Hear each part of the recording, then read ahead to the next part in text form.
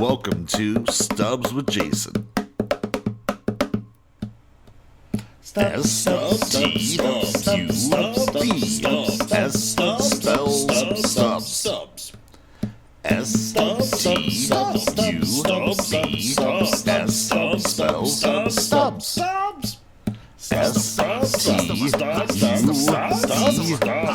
spells Stubs. Stubs. Hey people, what is up? This week we're going to be talking about the 2024 Crow movie. If you're not aware, this is the reboot. I've been long gestated. They've been trying to make this movie forever. Of course, the original is, the one where Brendan Lee was tragically, he died in an on-set accident. And then they had a couple, and people love and revere that movie.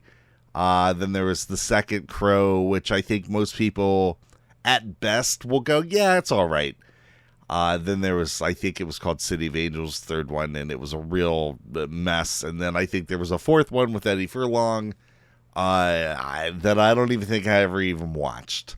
And these are all based off of a comic series that I know I've never read. So, yeah, I'm not going to profess to be an expert on this subject matter. You know what I mean? But I did enjoy the first one all those years ago.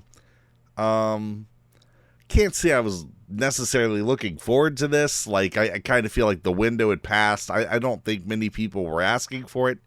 But with all that said, I went in with an open mind. I had heard this was pretty rough, and I was kind of hoping that it could prove me wrong.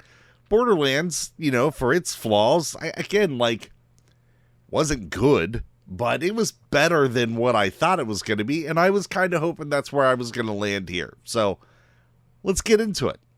This movie isn't as bad as I thought it might be. Bill Skarsgård really does his best Attack of the Clones era Hayden Christensen at times, though. Overall, the acting's pretty rough, but the bones are not that bad. It sticks to its visual style pretty well. The soundtrack is a bit wonky at times, but, let's get to the story. Yeah, it's a little bit of a mess. You get the scene at the beginning where you see Eric, the main character, as a kid going through a bit of trauma. And then it just kind of jumps. And shortly after that, you meet the girl.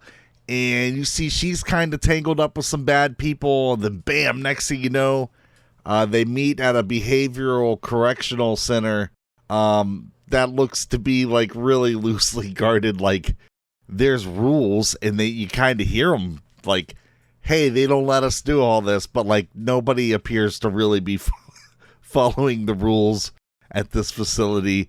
It doesn't exactly seem to be, top notch is all I'm gonna say. But next thing you know, Joker and Harley Quinn escape Arkham, or the people in this movie, whoever these two people are, right? They go and after they escape, then they go and recreate Wade and Vanessa's seasons of sex and drugs for a bit from Deadpool 1. And then the thing happens that happens in all Crow movies. I mean, if you've seen a Crow movie, then you know what happens in this Crow movie. Like, there's a little bit of change maybe at the end where the stakes are a little different, I guess. But, they kind of drop that on you in the trailer.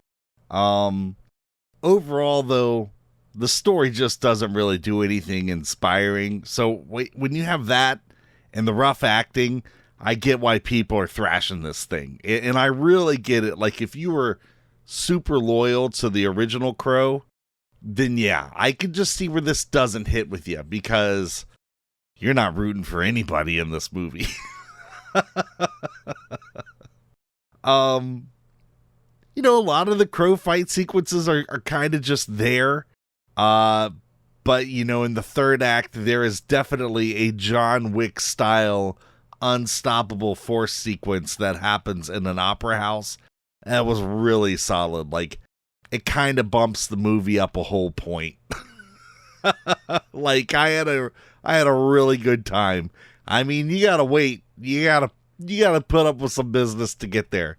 But that sequence was proper fun, proper brutal. But throughout the whole thing, I'm like, I don't think this girl's worth all this trouble. And then after she's dead, we get some other flashbacks of things that they do. And I'm like, maybe don't give me 5 to 10 minutes of them banging and getting high and everything. Show me this stuff. Things that may have actually had me care for them at this point in the movie. Because, you just get to the third act and everything's on the table, but you have no real stakes in any of it. Or maybe you do, right? Maybe you are super invested in it. I was not super invested in that relationship, and it's, yeah. I will say the villain is very underdeveloped. He's just kind of around. He's just kind of there. He's evil on the sake, for the sake of being evil. And the other thing is, like, he kind of seems to be aware that a crow, like, somebody can become the crow. And it's just kind of a weird element to have in there. Like, it's just not super clear. I mean, look, a movie like this, there's a lot going on. They throw a lot at you. You got to kind of just roll with it, right? You're talking about a story that's about somebody who dies, gets brought back through the power of whatever you want to call that. They do kind of give you a little more, I don't know, like, you kind of see like a purgatory style place where this, where Eric goes and he meets his Yoda, more or less. And kind of, I guess, is closer to Spawn. If you remember the Spawn movie, like, Spawn meets a dude who teaches him about his powers and what he's meant to do. I mean, nobody really teaches Eric about, his very few abilities. He just kind of figures it out and asks, and he's like, yeah, you figured that out. Good work, Anyway, back to the villain. He does have an ability. He's not just an evil dude who's rotten and crooked. Like, he has a power of influence, and I like the way it's presented. Like, I thought that was pretty cool, and kind of gives it at least a little more something. Like, there's a little more to that there, right? So I didn't mind that. And it's the guy, Daniel Houston, I think. He was like one of the head vampires in 30 Days of Night. He played Stryker in X-Men Origins Wolverine. I like that guy. He's typically a good villain, but like, he just doesn't have a lot to do in this movie, and that's kind of unfortunate. But yeah, I do like the presentation of his power abilities. Ultimately, though, you don't get any sense that there's anything ever that's going to stop justice from being delivered. And I would say just that what I said right there is probably the biggest separator between this movie and the original movie. I would say Brendan Lee's Crow definitely feels more fueled. He's fueled by the loss of his love. And it feels a little more vengeful. Like, he feels like an instrument of vengeance. In this movie, it literally like makes it a point to say that Eric has to maintain a pure love for this girl to be able to bring her back, more or less, is what's on the table, And I don't know, it just kind of waters it down. Like, I mean, I get it. Like, okay, well, I don't know. I will say that like, the movie just blows right through that. And it's just like, I don't know, this girl he spent, I don't know, some kind of period of time with. We don't really know how long they're really together. Are you really willing to spend eternity in hell to relieve them of that? I mean, it's the ultimate move of love, right? Like, I get that. Yeah, but they kind of blow right through that. Like, that's your decision? Yep. Okay. Well, you're the boss, I guess. Like, I don't know. I don't know. I guess if you want a good revenge movie, you'll have to stick to Kill Bill Volume 1 and Volume 2. I mean, there's some ancillary characters that surround your main character, your main guy, your main girl, and sub-villains and your main villain and all that. They're mostly disposable and forgettable, and they just don't really bring a whole lot to the table. I mean, all of the people who are in league with the main villain all appear to have like given up and made sacrifices to get to live a little more of a luxurious life, I guess. Like, you spend most of the movie, they're doing all of his dirty work. It's like, I don't see a lot of the perks here, but I guess you're here forever. I guess this guy gets to live forever. But he's just suckering them all. Like, I don't know. All right, so, not a whole lot to really go into here, really. All of this said, I would say you definitely don't need to stub. Like, you don't need to go see this movie. Am I upset that I went to see it at like the $6 Tuesday thing? No, not really. Not particularly. Like, I would have been fine without it, but I didn't walk out and be like, dang, even at $6, what a rip, right? Like, you can definitely wait. And I'm sure just like Borderlands flew out in less than a month to digital, I gotta imagine this thing is going to be flying to digital before you know it. But I'd say don't stop, but you're not going to hate yourself if you end up watching it. I'm going to give it a 4.8.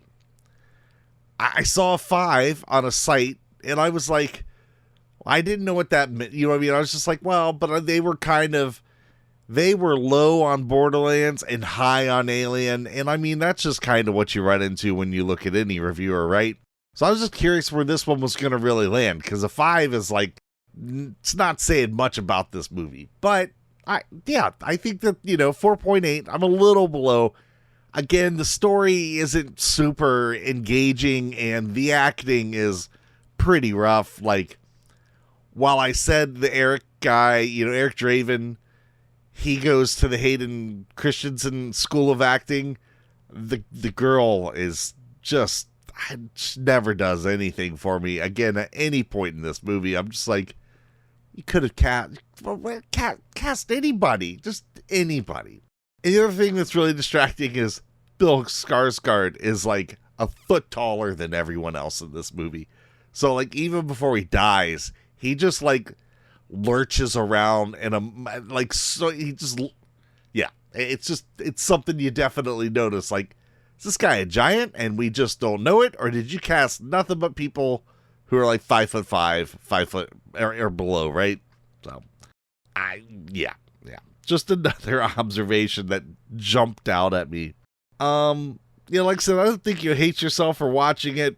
If you don't have any ties to the original, like if you're not a hardcore of the original movie, I think you can watch this. Like, yeah, this is okay. It's kind of, it earns that rated R. It's definitely got some violence and gore and all that stuff. And there's a love-making scene. And, yep, you totally, not the full frontal or anything like that, right? But it's like, all right, yep, y'all made your point. They're doing it. I got you.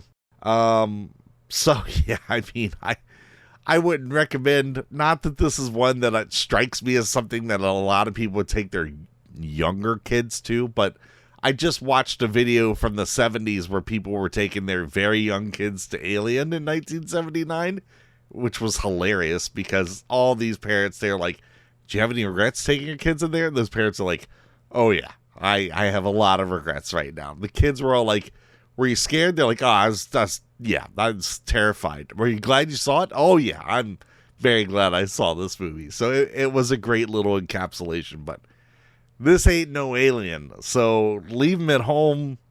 There's no rush or anything. None of you are missing out anything here that would force you into get that kind of situation. So, again, it's probably been, going back to the original, though, it's probably been all of 20 years since I watched the original.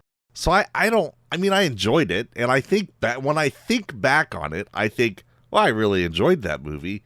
My gut says it won't age well if I go back and watch it. So I don't think I have a ton of nostalgia. If you do, though, yeah, I just feel like you're going to be angry. Because, again, I remember enough of that original one that I'm like, yeah, this is definitely, again, there's beats there. There's similar bones, but, like, execution, acting, there's so much that's different about it. Sometimes it's for the better, but not very many times. Like, yeah. There's a lot of times it's like, yeah, didn't really crush this here. But I am curious. At some point in time, I will go back and watch that original one again. I just want to know if it holds up. I'm just curious. That's all.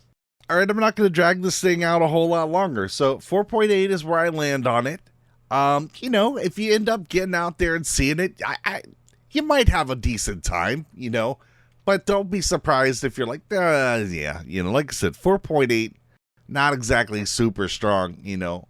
Jordan, you know, the boy gave it like a 7, but he also said it was pretty much on the same line of Alien Romulus. So, I don't think he's entirely off. They're very similar actually in execution and trying to appease and bring in new fans, and yeah. So, yeah, that's 4.8.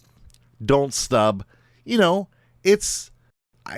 you can rent it, and I think you won't be super upset that you rent it, but I don't think it'll be too long before it gets pretty affordable to rent or it ends up on some streaming service. So just be patient and watch it sometime, I think, and it's not bad. It's not good. And maybe it's bad, but it's just not awful.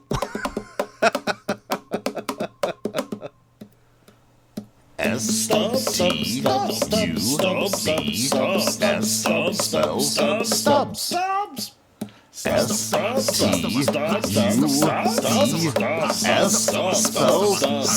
All done.